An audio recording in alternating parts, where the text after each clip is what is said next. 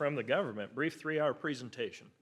So for my part, home for me it's where I always wanted to be. I've left a couple times. I always plan to come back. And for me, it's kind of a challenge from the things I've seen over time, the things my friends have experienced, I've experienced, and just general experience in life. Family informs a lot of my approach to challenges. And I tell people that when they ask why I do what I do as a commissioner and previously as a counselor, it's because I don't want other generations to see the things I've seen and know the things I know. How I approach those things is informed by my family. So context on that, my grandpa is, or was, he passed away 3 years ago, was a Korea veteran as Marine, Air Force cryptology for the rest of his career in the military through Vietnam. And he never spoke much, but you always knew when he was in a room. And from watching him, I learned about how silence can be more effective than being loud. Anybody can be loud, but not many people can keep their head when others are loud.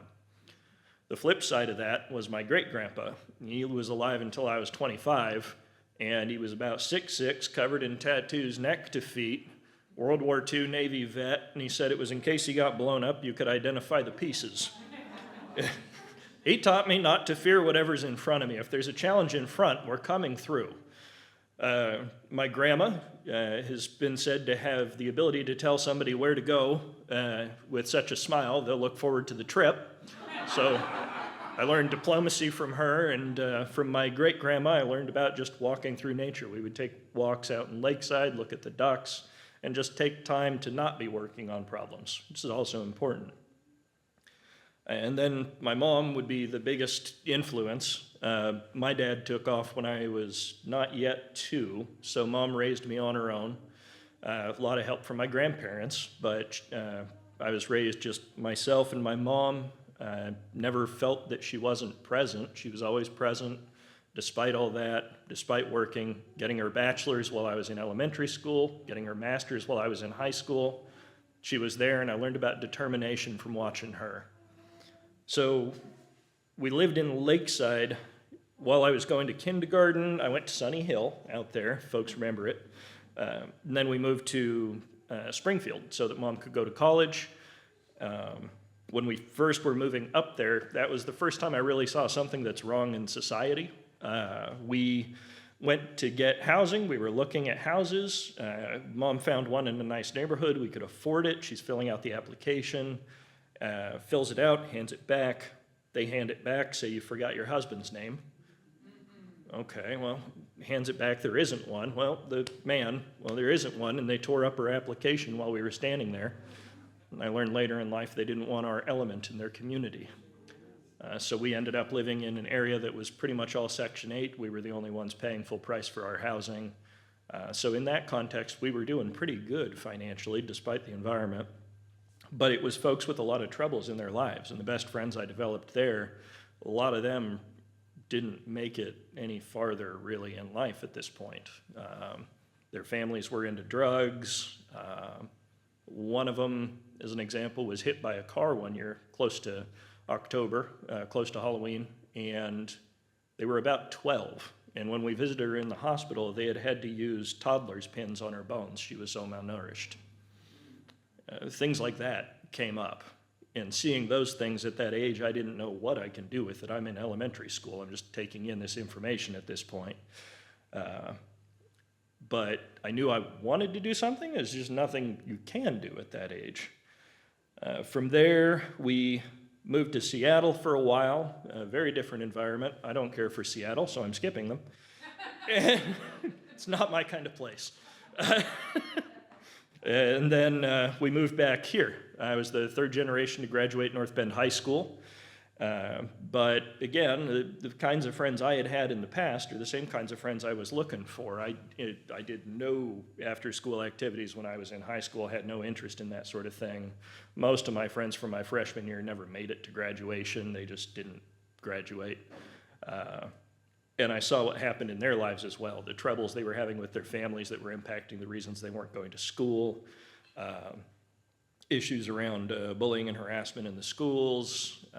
In particular, at one point, it was my sophomore year, I had friends who were, I had some friends that were lesbians, And they were getting, this was the early 2000s, they were getting a lot of harassment at school. And I wanted to do something with that. But I was at least at an age I knew there probably is something I could do, and I knew the way I solved things when I was younger wasn't going to work. When folks say you can't solve something with violence, well, you can solve it, you just can't fix it. So, I mean, I could just be violent, or I could look for a solution that would be more systemic.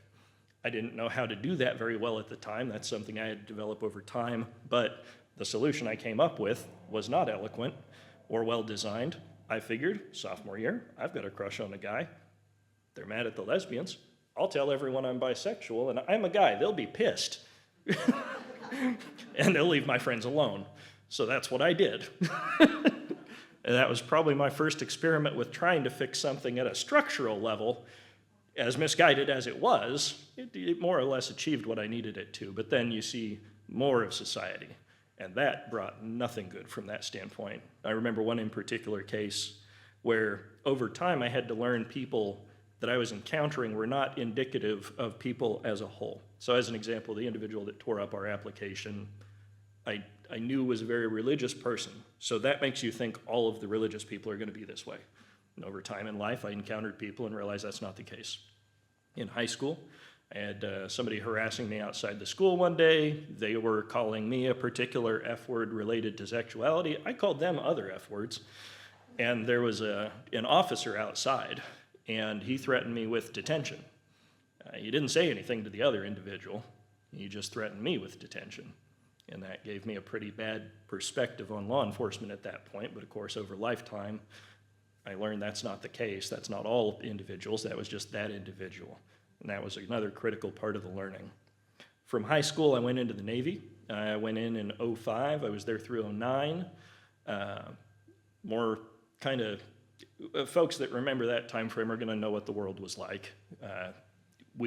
I was on the administrative side. I did boring stuff. I tell people 40 pounds ago I was a good runner. Not anymore.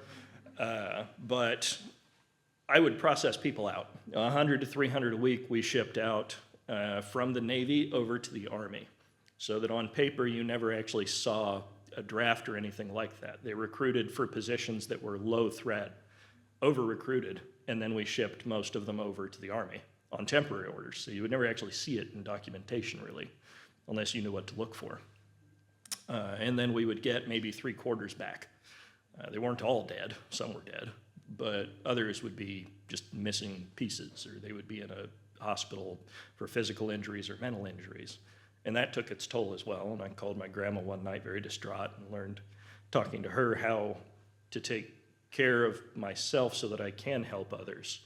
So I went down to the Armed Services YMCA in the bottom of my barracks, 12 floors, bigger than any building on the coast, and started volunteering. And I saw something new. I saw something good. It was people that wanted to help people, going out, spending their own time on this. And one of the things that stands out the most for me is I was tutoring Somali refugees and their children twice a week. And in helping them, it helped me, for one, because I got to help people and not be on the side of things I was on at the time, doing things. But I also saw a better structural opportunity. These folks, these kids, were going to be the others in society. There weren't a lot of black Muslims in the US. My growing up, no dad, bisexual, I was the other in that capacity. They were going to be the other in a very different capacity. And I wanted them to see people that cared about them so that they wouldn't see the world the way I had seen the world when I was younger. And there were a lot of other things I saw along the way. I'm just not suitable for this forum. But that is what inspired me to do the things I do when I came home, is the experiences of my friends in this community, seeing a better way to handle things when I had the opportunity to learn that while I was in the Navy. And just a desire to not have kids experience what I experienced, not see the things I've seen, and they don't need to know some of the things I know.